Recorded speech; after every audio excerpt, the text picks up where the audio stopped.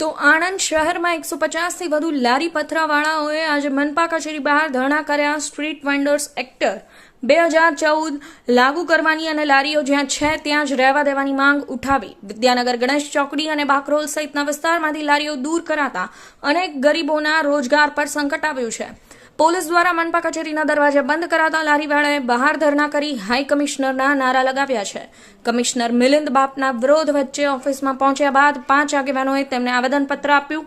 લારીવાળાઓએ તાકીદ કરી કે જો યોગ્ય નિર્ણય નહીં લેવાય તો આંદોલન ઉગ્ર બનાવાશે। ટૂંકી ગલીમાંથી ખસેડી દેવામાં આવ્યા હતા।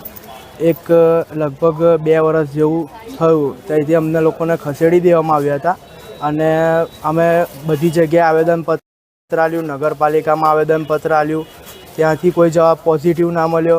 પછી અમે કલેક્ટર સાહેબને આવેદનપત્ર આપ્યું, બધી જગ્યાએ આવેદનપત્ર આપ્યા બાદ આજે અમને કંઈક થોડો સારો એવો પોઝિટિવ જવાબ આપ્યો છે કે અમે તમારા માટે બનતી કોશિશ કરીશું એવો જવાબ આપ્યો છે અમને।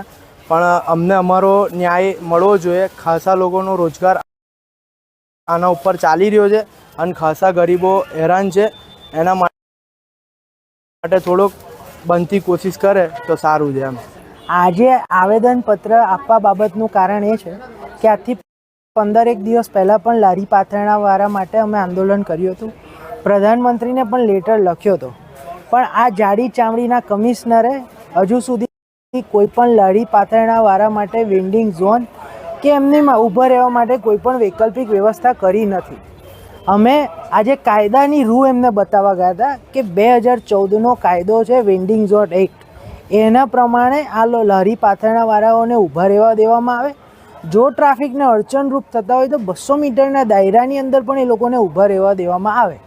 પણ આ આણંદના કમિશનર પોતાની જાતને ચબરબંધી સમજીને ગરીબોને હેરાન કરી રહ્યા છે। રૂપિયાવાળા લોકો દબાણ કરે, આણંદ વિદ્યાનગર રોડ પરના શોરૂમોવાળા દબાણ કરે, ત્યાં કમિશનરની ચબરબંધી નથી ચાલતી। પણ આ જે નાના લારી ગલ્લાવાળાઓ છે એમને ઉપર આ લોકો તવાઈ કરીને ઊભા રહેવા દેવામાં આવતા નથી, એટલે આજે અમે આવેદનપત્ર આપેલ છે।